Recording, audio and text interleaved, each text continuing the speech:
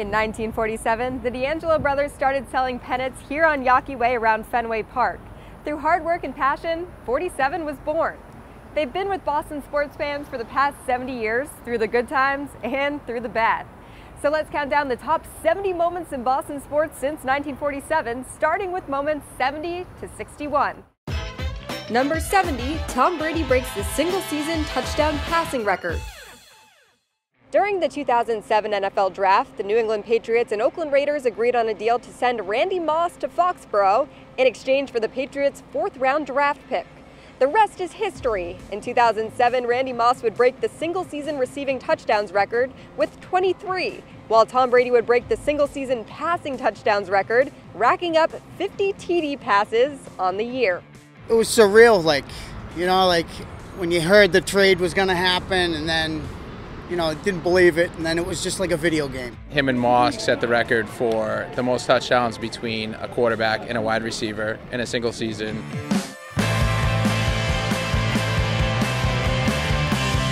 Him and Brady just had instant chemistry, and the Patriots were good at keeping the game small and close to the line of scrimmage, and then Moss gave them that deep threat. All these records were in play that Tom Brady could break the touchdown passing record and Randy Moss could break the receiving touchdowns record.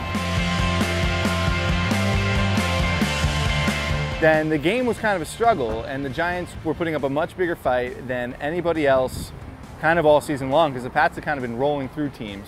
And then it was fourth quarter, and all of a sudden Randy Moss starts streaking down the sideline. I remember they missed the long bomb, and then they went right back to the same play. And Brady connects with them for like 40, 50-yard TD pass. And they got Moss on the long. That's what got the record. We all went nuts. It was just unbelievable, crazy. As big of a regular season moment in Boston sports that I can really even remember as far as actual gameplay.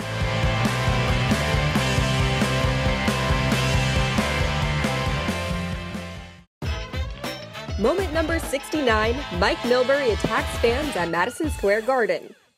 In December of 1979, things got heated between the Boston Bruins and New York Rangers fans after one fan cut Bruins Stan Jonathan's face with a rolled-up program.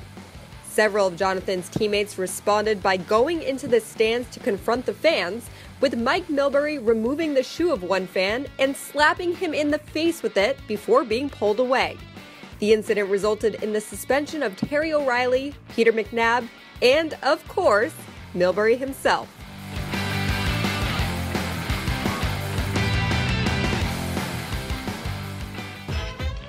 Number 68, Pedro Martinez enters the Hall of Fame.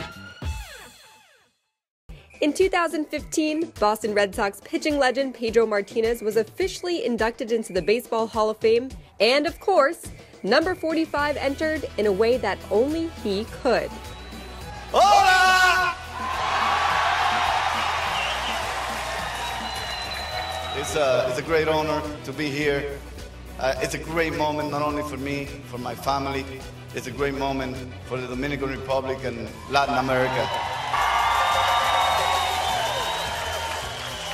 And finally give the Dominican Republic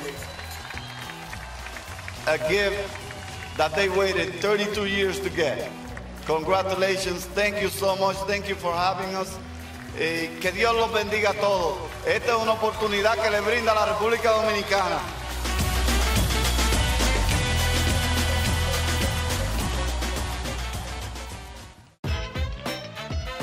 Number 67, One Last Garden Party.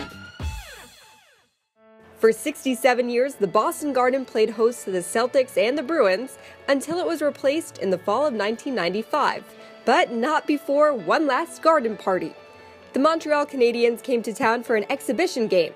Afterwards, Bruins legends joined the team to ceremoniously take down the championship banners and retired numbers to make for a very emotional night.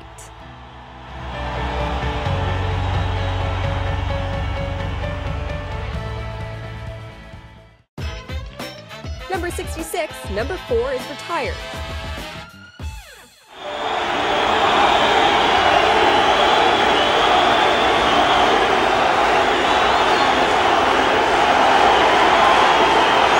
When Boston fans think of the number 4, there is one player that comes to mind, Bobby Orr.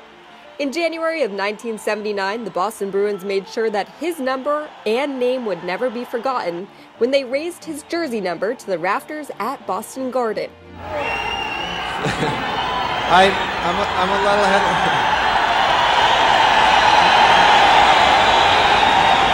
We're going to see a great hockey game here tonight, and I think that I just got orders from Tom Fitzgerald that we have to get the program underway. I love you.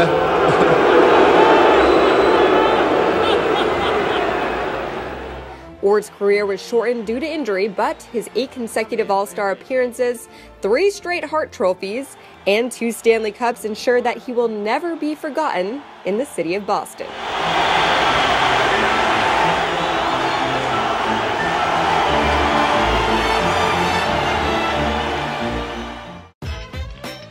Number 65, Larry Bird's number is retired. Came out of that tunnel there, and the fans were standing. They smelled blood. They wanted us to win a championship. And I knew that, and I played, to me, the best game that I ever played. It's because I got that extra boost from the fans. Larry Bird was perhaps the greatest player in Boston Celtics history, winning 3 NBA titles and 3 consecutive MVP awards from 1984 to 1986. His rivalry with Magic Johnson helped catapult the NBA into the league that it is today. The C's wasted no time retiring number 33, less than a year after Larry Legend walked away from the game on February 5th, 1993. I dedicated my life to basketball, and I dedicated my life to the Boston Celtics. I dedicated my life to the fans of Boston. I did my very best to please each and every one of you.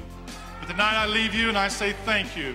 I'll be around, but tonight my basketball career is officially over, and I had a blast. Good night.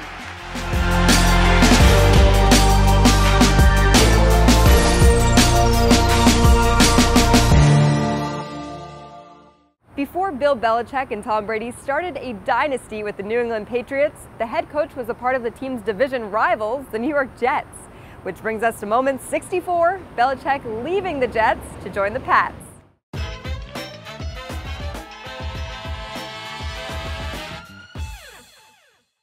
Due to the various uncertainties surrounding my position as it relates to the team's new ownership, I've decided to resign as the head coach of the New York Jets. Looking back now, at the time, I didn't really appreciate the kind of the monumental nature of that. What was that? It was very chaotic. He left the Jets to join the Patriots because there was a lot of turmoil with Bill Parcells. I think he just wanted to get away from Bill Parcells and get on his own. And Bob Kraft went after him, and that's what happened. The Patriots got him. I think the feeling was good because Pete Carroll, I think, had to go. His time was up in New England. And Belichick coming it was an exciting time, but it was a little bit tense. Hopefully this press conference will go a little better than the last one I had. A tremendous opportunity. I'm thrilled to be here and thrilled to be a part of the Patriots organization. I don't know if I can adequately put it into words, but I'm very happy. Bringing Bill Belichick and Bob Kraft and Tom Brady and everyone together to just create this model franchise was really meant to be. Couldn't have worked out any better.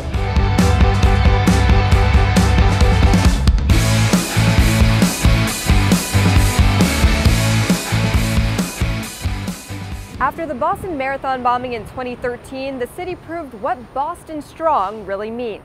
Which brings us to moment 63, the 2014 Boston Marathon, a year later.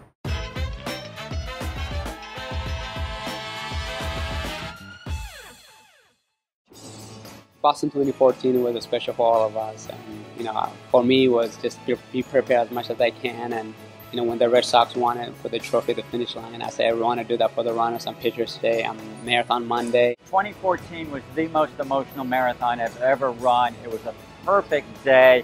The fans were out in 2 and 3 times the number of normal years when they always support the marathon. Everybody was thinking Boston Strong. Everybody was thinking coming back and reclaiming the marathon. People here in the city of Boston are resilient. They were determined to sort of not have their freedom taken away. So when it was all said and done, it was just an epic experience, especially with an American, Meb Keflezighi, winning. Riding along in the lead motorcycle, looking at the crowd, I've never seen anything quite like it. It was just an amazing, epic moment to be able to everybody be on the feet chanting USA, USA. And even before that, they were even doing the waves. And I'm like, you know, I was joining with them, USA, USA, but I'm like, concentrate, concentrate. So the emotion, I get interaction with the crowd and I get into it, and it was just an amazing experience. And the people who ran Boston that day, I believe, are the most privileged marathoners ever, because we got to run the 2014 Boston Marathon. There will never be another event like that. Number 62, David Ortiz says goodbye.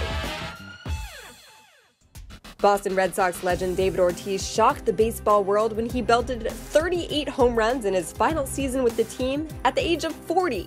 The Sox won the AL East and were primed for another run at a World Series title, but it was not to be.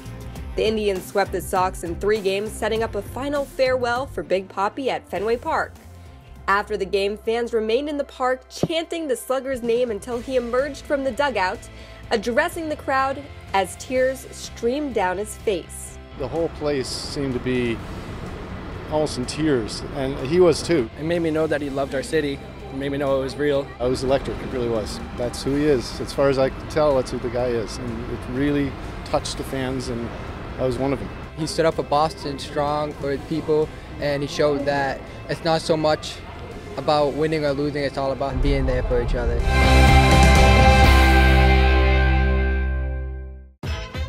Number 61, the snowplow game. In December 1982, the Miami Dolphins visited Foxborough to face the Patriots in a regular season game. The two teams played through a snowstorm and remained scoreless late into the 4th. That's when Patriots coach Ron Meyer ordered a snowplow operator to clear a spot on the field for kicker John Smith. The Pats won the game 3-0. Despite Miami's protest about an unfair advantage, the game will live on for Pats fans, with the snowplow now hanging in an exhibit in Gillette Stadium.